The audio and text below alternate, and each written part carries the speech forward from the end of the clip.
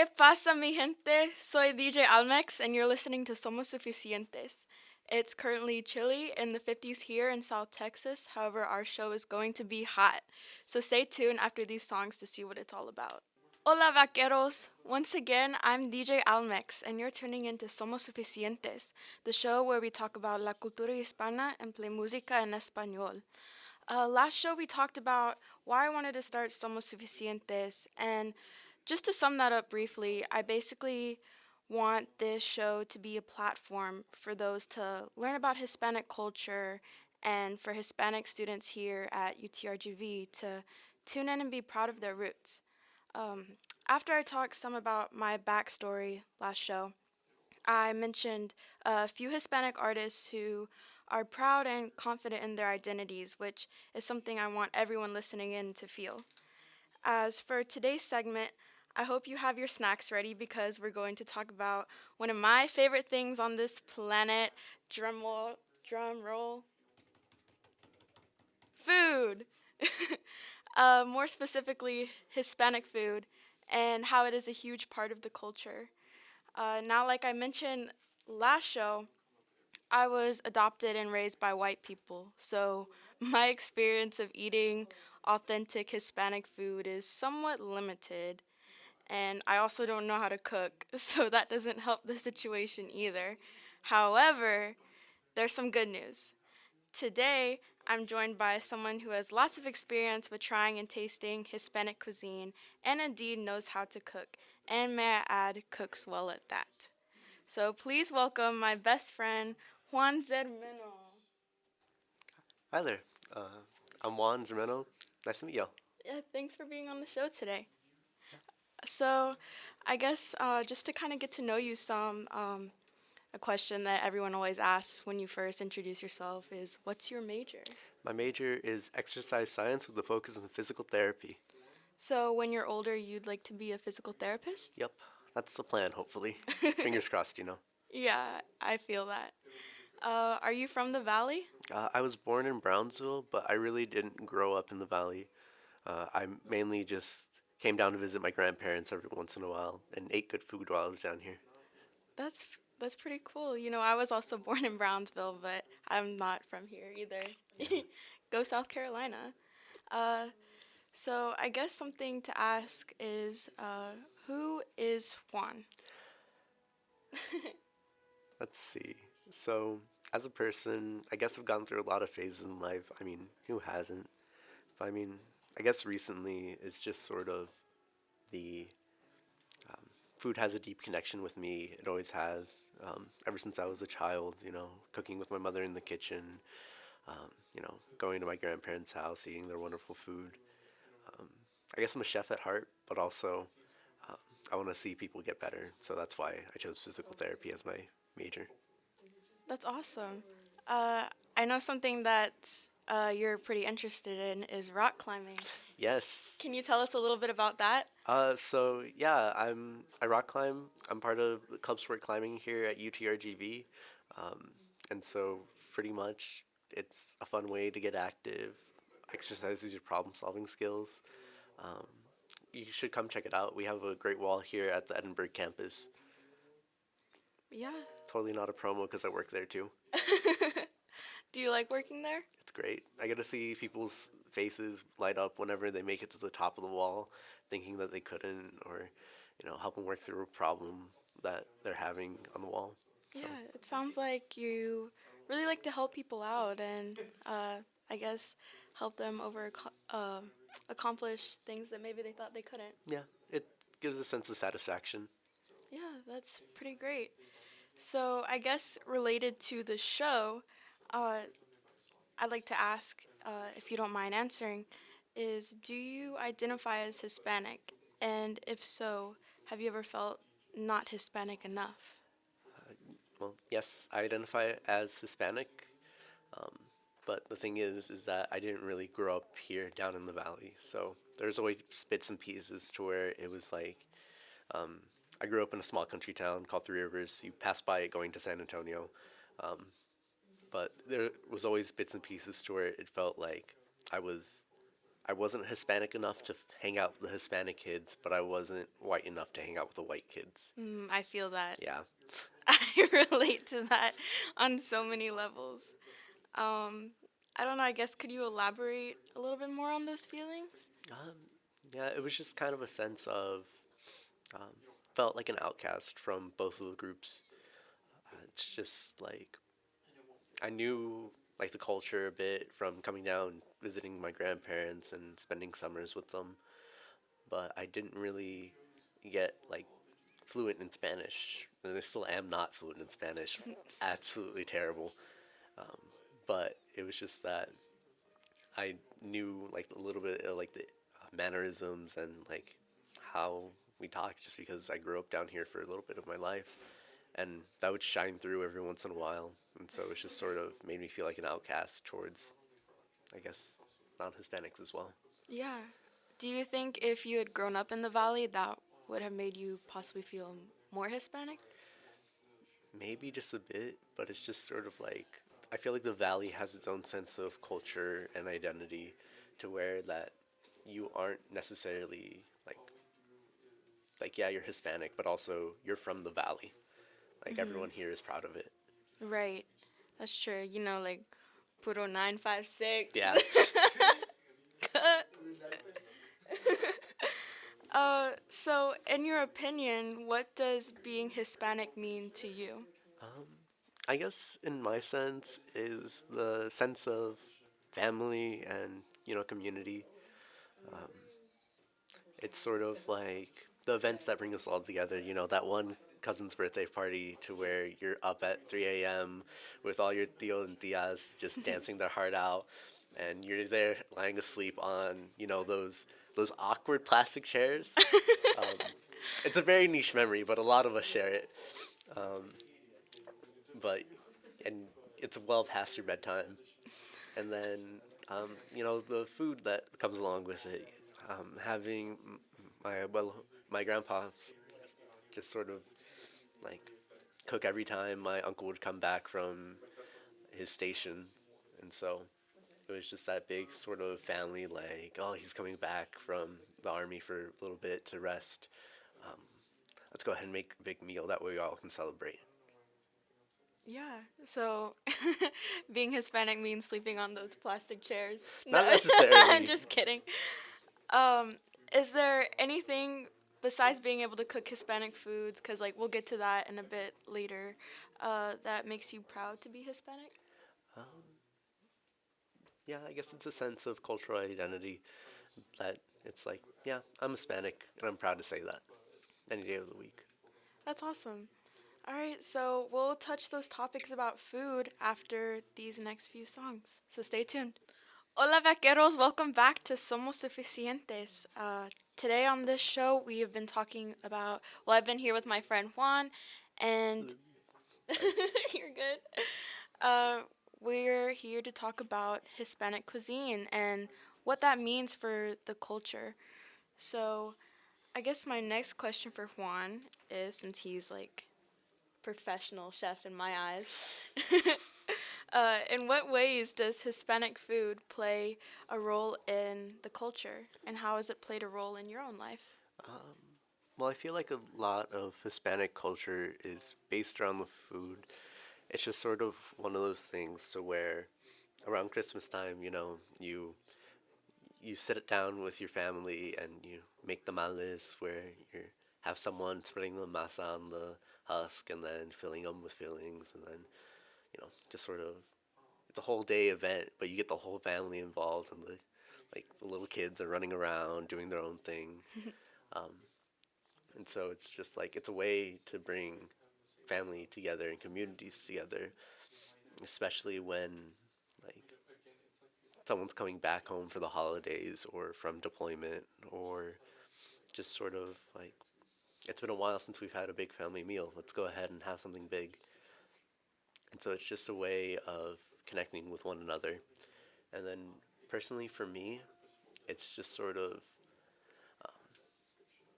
when I was younger, I did kind of grow up in the valley some. I was here up until like third or fourth grade, and so I remember every day after school, my grandparents would pick me up, and it's just sort of that, oh, where do you want to go eat, sort of thing. And then there's those couple of days to where it was we would go to the meat market right by my grandparents' house. They serve these wonderful sweetbreads, the tripas, the um, I can't remember all of the Spanish names for the foods right now. I'm so sorry. Like conchas? No, not sweetbreads as in pan dulce, Oh, but okay. um, like the internals of the cow cooked on low temperatures and with spices. Gotcha. Um, I'm really sorry I can't remember the name off the top of my head. You're good. It's fine. But like going and getting those and having them with tortillas and just sort of being at the table and talking with my grandparents, them asking, "Oh, how's school today, mijo?" And then me trying to practice my Spanish with them, and bless their heart, just putting up with my terrible pronunciations.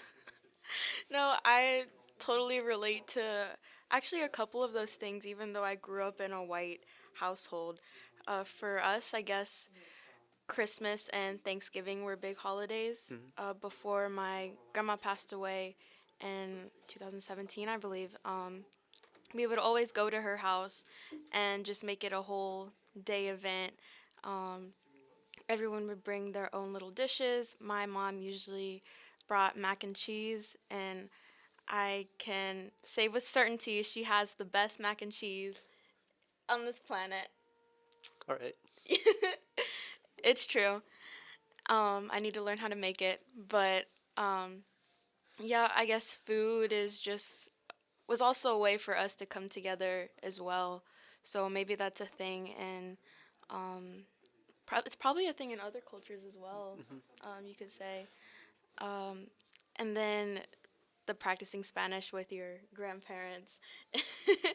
And that's something I relate to as well when I practice my Spanish with my biological family.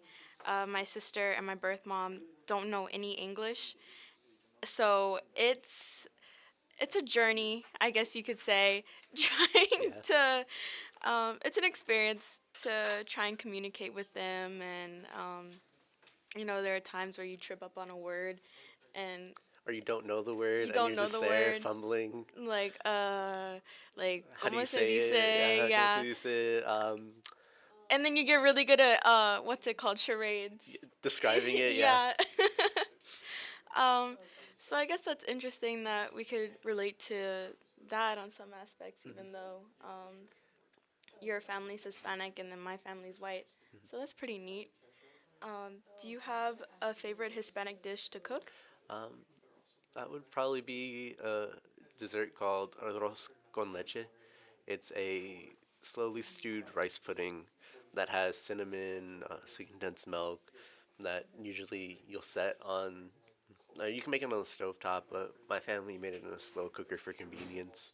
And you would cook the rice down until it became this um, sort of porridge-like consistency, to where it was just so like nice, sweet, like the spices filled the room, and then you would eat it and it'd be a little too hot to eat, and it's just sort of that bit of like you can be a little bit patient, wait for it to cool down, have a little bit of conversation, and then when it's right to eat whenever where it's still like fairly hot, but you can manage like just putting it into your mouth. So, would you often cook that for your family? Um, Not often, but it's just sort of because that's more of like on the dessert side, and my family sadly suffers from like diabetes, Mm. and so it's just sort of like desserts became this thing to where it was every once in a while, to where it was a special occasion whenever we would make that, especially for like at home whenever I was growing up with my parents. But I remember distinctly that my grandparents, like almost every single time I'd come down to visit, despite them being diabetic, would make an attempt to make it, or at least some other dessert, or go out for pan dulce, or any number of like sugary things that would like be super appealing to a kid. Nice. Going out and having those ready. So, as your best friend, I could argue that from knowing you, you're a fitness fanatic. One may say a gym rat. Oh, okay. So I was wondering, is there a way to make Mexican foods healthier while still allowing them to taste good? Absolutely. And this applies to all food, as to where a lot of people think flavor equals unhealthy, but that's not really the case. It's just simply finding ways to cut back on, um, like, putting your macronutrients into where they need to be and sort of think, okay, this is because I am a fitness related major, is why I know these things. But um, sort of figuring out, for example, like we have corn tortillas and we have flour tortillas. There's really ways that using more corn tortillas in your meals, and then also a lot of the times we have high protein diets. Being Hispanic, frijoles, meat, mainly every single meal, and it's just sort of that sense of I don't think there's anything necessarily wrong. It's just trying to figure out a way to balance your plate in that sense to make it more fitness and gym friendly. Yeah. Thanks for sharing that with us. For now, here is Fireball. Shout out to my friends Anna and Lily from back home. This one's for you. Hey, vaqueros. Welcome back to Somos Suficientes. I'm here with my best friend Juan. Hello. And so far, we have been talking about Hispanic food, Hispanic cuisines, and how it relates to the culture overall. So before we jump to the music, I had asked Juan if uh, what his favorite dish to cook is, and now I'm gonna ask you, what is your favorite Hispanic dish to eat? To eat? Mhm. Let's see. So, hmm, personally, I do have to think it is caldo de res, and um, that's simply because I just have a whole bunch of memories associated with it. Just sort of a cold day like this, Mhm. um, going over to my grandparents' house after school and just seeing that big pot on the stove and walking into the house and smelling all of the vegetables, herbs, and like spices melting in the pot, just in the air, and sort of that sense of warmth coming over me as I step in and getting out of my little sweater. Um, So it brings back a whole bunch of memories. I guess speaking of caldo, there is a TikTok or a couple TikToks that I've seen where there's this certain like again, I was raised by white people, so I wouldn't know. But there's like a certain soup, like caldo or something, that Hispanic parents will make on a hot day, and then it just makes the room even hotter. Do you know what I'm talking about? I think so. Maybe I don't know what TikTok you're mentioning is, It's like it's not like a specific TikTok. I've just kind of seen it where it seems like a lot of Hispanics can relate to that. but eating soup on a hot day, Yeah, yes. and then the soup like makes it even hotter. Like I they, mean, I don't know. I get the foundations behind eating soup on a hot day, mainly because that's what I do too. And like that's what my grandparents did was that it didn't matter whether it was 110 degrees outside or 32. Um, we had soup whenever, it was roughly time to have soup. Okay. Yeah. Uh, there's also another thing I'd like to mention. Have you seen the movie Coco? I have seen the movie Coco. I love the movie Coco. Okay, so there's that one scene where the abuela is feeding everyone, and she goes up to Miguel and is like, "¿Quieres más tamales?" And he's like, "No, gracias." And she's like, "I said, do you want más tamales?" And then he's like, "See?" And then she just proceeds to stack a bunch of tamales like almost in a tower, Mhm. and it just seems like it's so much for poor like flaquito Miguel to eat. So um I was wondering, have you experienced anything like that? Oh, absolutely. No, as a child, I was very much like one of those, like, gordito? Is that the right term? Yeah, gordito, I guess. Yeah, just Little real, chubby. little small, little chubby, Mhm. right? Um, my parents made at one point a joke recently to where it was like, yeah, no, you grew out wider than you did taller when you were a kid, which it's a little funny thinking back on it, but No, absolutely. My grandparents would be like, "Oh, mijo, you should eat more of this," and would proceed to add on mountains of food, whether it be like Mhm. rice or more meat, or they would see my plate starting to like dwindle down and be like, "Oh, here, have some more frijoles," and that sort of thing. Pass over tortillas discreetly. And being a kid, I would try to eat it all because I thought it was rude. Mhm. And so, Uh, what was I gonna say after that? Uh, I feel like it's a thing, or at least what I've noticed is it's especially a thing with sons. yeah, Yeah. because like my sister, yeah, sure, she got it like to where it's like, "Oh, you should eat more, right?" Mhm. But for me, it was the, "Oh, mijo, are you hungry? We can like cook you something really quick, like we have no nopales like in the freezer that we can cook up, or oh, it'd be really easy to like go down to like the taqueria and get some plantas for you, or like something like that." Mhm. And so it was very much every time I was around my grandparents, like even now, it's like I feel like I gained 5 to 10 pounds just because they try to force me to eat so much. And then Mhm. every time I visit them, they're like, "Oh, you're getting so skinny. You need to put on some more weight." And like I appreciate the sentiment behind it, but it's just like I don't have as big of an appetite as I did as a kid. So now it's kind of the like, all right, I'll try to eat more. Do I?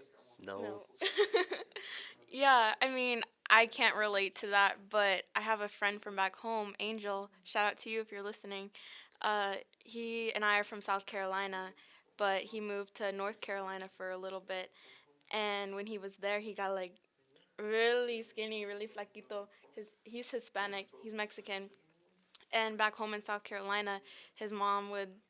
His mom is an amazing cook. She would make like tacos, sopes. Or sopes are so good.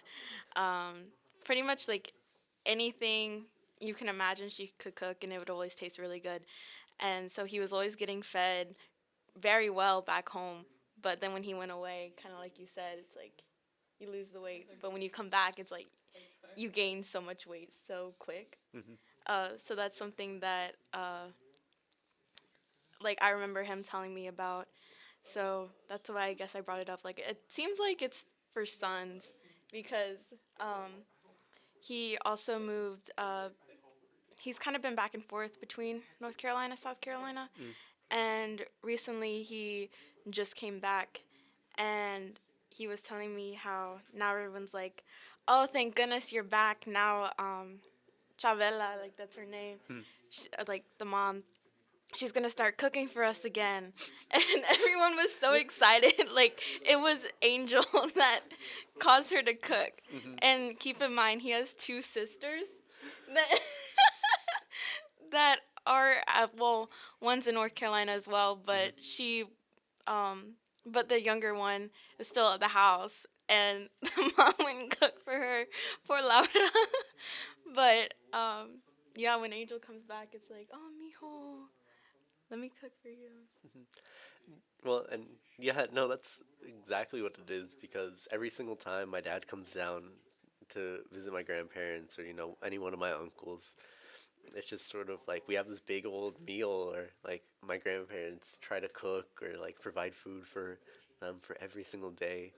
And like it's my parents, and like my uncles, and they're all in their 30s, 40s, 50s, but my grandparents still have that sense of like, "Oh, we need to feed you because you're our, you're a son, right?"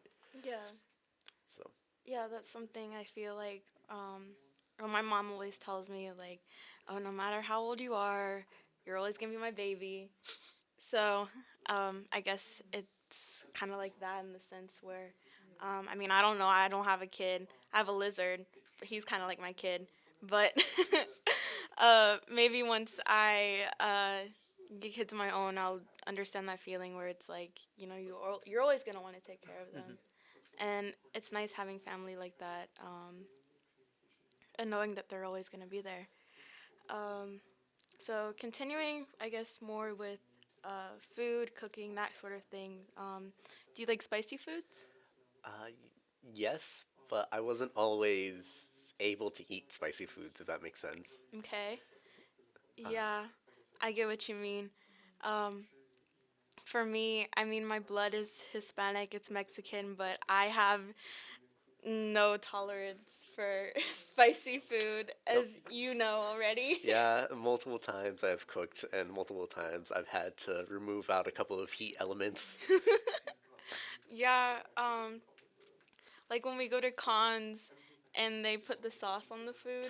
That's right, you don't get any of the spicy sauce. I do a little bit. Though You tell them stop almost immediately. yes, that's what I was about to say, but I can handle like a slight amount.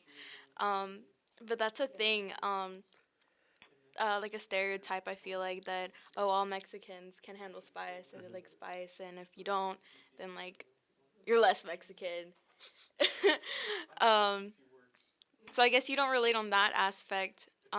Well, it's sort of like as a kid, I didn't really eat spicy, and that's because my dad didn't eat spicy. He burned a hole in his stomach and from eating spicy food and trying to prove like, oh yeah, no, I can handle this, right? Mm-hmm. Back when he was, playing on a ranch down in Mexico during his childhood, and so it was just like, um, so we didn't really eat spicy growing up, but like as I grew up older and as I started to have, more autonomy over my food choices, Mm-hmm. I started like getting a little bit more heat here and there to the point to where it's like, um, my grandparents very much say every time I come down to visit, like, "Oh, you're able to eat more spicy foods. Here, try this," and then proceed to put out the spiciest like salsa I've ever like consumed in front of me and watch me tear up. Um, they laugh a little bit, but it's just sort of like, yeah, they mean it with love. Mm-hmm. I remember one time back home, I went to a Mexican restaurant with my friend, and there was a poblano pepper there. And I don't know what dawned over me, but I remember talking to her like, "Oh, I'm Mexican. I can handle this." And so I just took a big chomp out of the pepper by itself. Mm-mm. Uh, I was like crying, and my mouth was just burning so bad. I was chugging. I chugged my water. I chugged her water. Um, I guess. uh, that's how I realized that, like, yeah, spicy food is just Not for you. not for me. It's not my thing. To be fair, I did have a similar experience when I was like 8 or 9. We went out to eat, and there's this big jalapeno, like, um, with one of my sister's order, and she was like, "You can have it." And I was like, "All right, I can eat this." Hmm. Right? I down it all in one go. I'm chewing. Keep in mind, I'm with my aunts, I'm with my uncles, like my grandparents, right? Parents, like big family going out to eat. Yeah. And I'm there chewing jalapeno. My dad looks over at me and he's like, "Did you just eat that?" And I was like, "Yeah." As my face starts to get visibly red, Hmm. and he starts like chuckling, and then for the next like 10, 20 minutes, I'm just there like heavy breaths, just shuddering, Hmm. sweating, like chugging Hmm. down water. Those little half and half um, cups that they give you for your coffee. Oh yeah. I was there just opening them up No. and sipping them. Oh my goodness. Yeah. Uh, having a rough spicy food experience, it'll ruin your whole day. Yeah. Yeah, but So I guess since now that you've built up more of a tolerance, I guess something I could ask is, do you choose the red salsa or green salsa? the spicier one, because it depends on where you go. Does it? Yeah. So personally, like in my experience, like the further north you go into Texas, the red salsa is like the spicier one. Hmm. The green one I think has more flavor. But down here in the valley, I'm pretty sure it's reversed. Like, also keep in mind it's been a hot minute since I've like actually like lived and immersed into valley culture. Hmm. So it's just me trying out all the taquerias around the campus. But I've noticed that the green salsa is a lot more spicier, which messed me up the first time I was trying it. I was like, "Oh, I'll put this on, it'll be fine." And then I remember, like, "Oh, I need water." Next thing after like eating half my order of tacos, The SpongeBob show. I need it. You know what I'm talking? I sadly do not. you. That's a little disappointing.